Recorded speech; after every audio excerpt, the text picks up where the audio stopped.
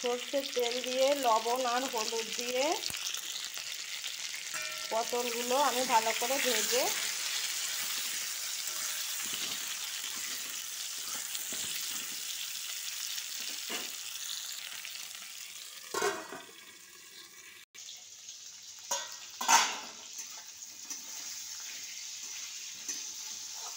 আমি পটলগুলো তুলে নিলাম।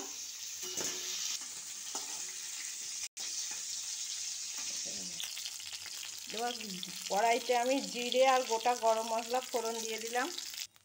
এবার আমি পেঁয়াজগুলো দিয়ে হালকা করে ভেজে নেব। একটু লবণ দিয়ে দেবো, পেঁয়াজগুলো তাড়াতাড়ি নরম হয়ে যাবে। পেঁয়াজটা নরম হয়ে গেছে, এবার আমি টমেটো দিয়ে দেব।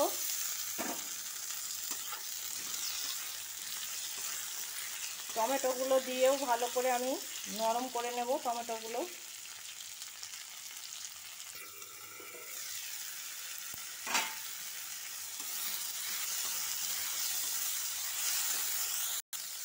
এবার আমি সিদ্ধ করে রাখা আলু দিয়ে দেব।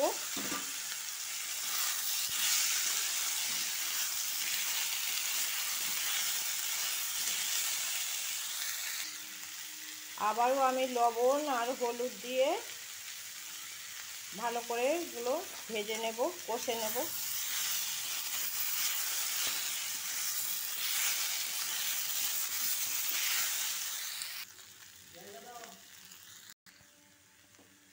এবার আমি এই ধনে, জিরে, আদা, কাঁচা লঙ্কা এগুলো একসাথে বেটে রেখেছি, মশলাটা দিয়ে এবার কষিয়ে নেব।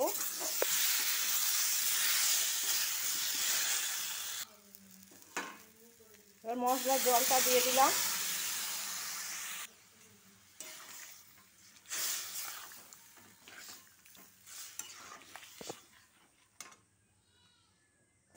পটলগুলো দিয়ে দিলাম।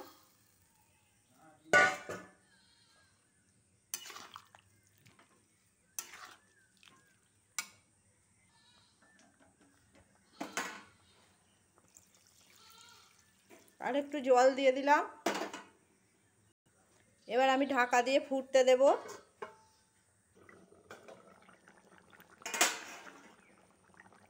এবার আমার ঝোল ফুটে গেছে, এবার মাছগুলো দিয়ে দেব।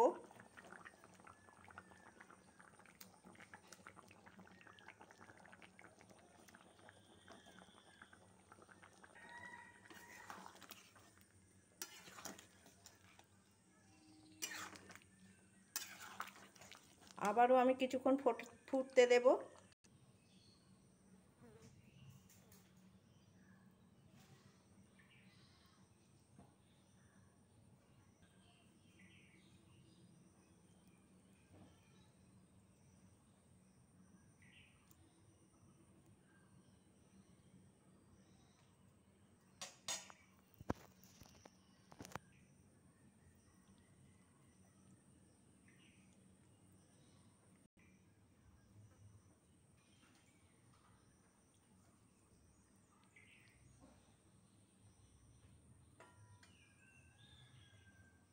এই যে মাছের ঝোল আর ভাত হয়ে গেছে। আমার রান্নাটা কেমন হয়েছে বলো সবাই।